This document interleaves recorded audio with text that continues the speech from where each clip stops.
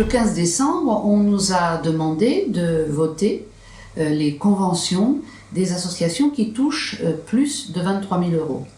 Alors voilà, quand une association a une subvention importante, donc de plus de 23 000 euros, elle doit signer une convention avec la mairie.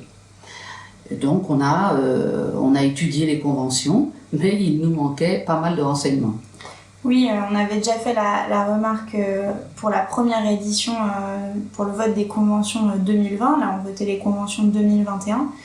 Il nous manquait beaucoup de documents pour pouvoir analyser et se prononcer. Par exemple, les budgets des associations, leur bilan d'activité, leur budget prévisionnel pour la nouvelle année.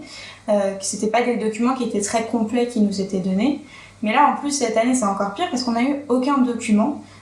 Aucune information sur comment l'argent avait été utilisé en 2020, sur ce qui était prévu de faire en 2021. On a eu juste les conventions et donc on s'est abstenu parce qu'on ne peut pas voter en l'état des subventions sans savoir comment est utilisé l'argent public.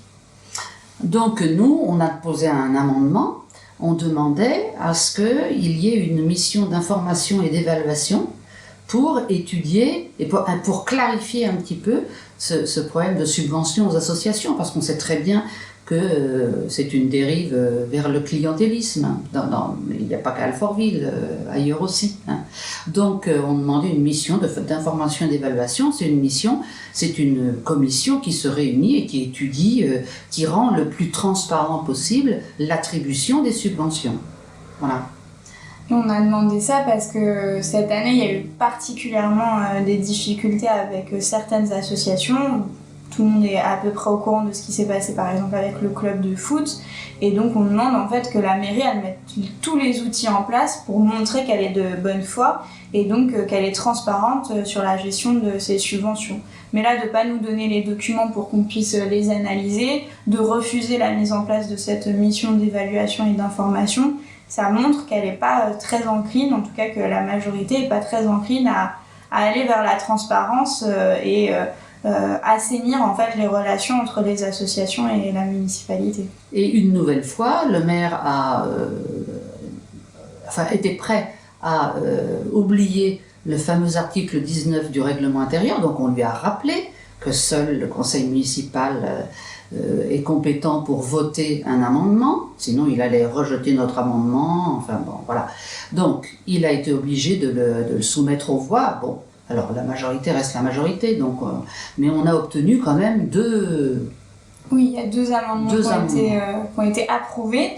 Il y en a un, c'est un amendement de forme, et le deuxième, par contre, c'est assez important, c'est qu'on a demandé que dans les conventions soit rajouté que les valeurs, alors il y avait marqué les valeurs de laïcité, de égalité, fraternité, liberté, égalité, fraternité, je vais y arriver, étaient déjà notées, mais on a demandé que soit rajouté également les valeurs de lutte contre les discriminations et d'égalité femmes-hommes, et en particulier pour les associations sportives, de rajouter qu'elles transmettent les valeurs de fair play, qu'elles valorisent la pratique amateur et qu'elles mettre tout en place pour favoriser la pratique mixte et la pratique sans stéréotype de sexe et de genre. Et donc ça, heureusement, ça a été approuvé, donc c'est déjà une bonne chose. Donc, on a obtenu quelque chose quand même, mais c'est toujours le fait du prince, c'est-à-dire que Monsieur le maire va, vu l'insistance et par rapport aux amendements qu'on présentait, il va créer un groupe de travail sur les associations, en clarifiant les critères d'obtention des subventions. Enfin, voilà, il veut faire un groupe de travail, donc il se veut transparent, mais il refuse la mission d'information et d'évaluation. C'est tout simple, c'est prévu dans le règlement des communes.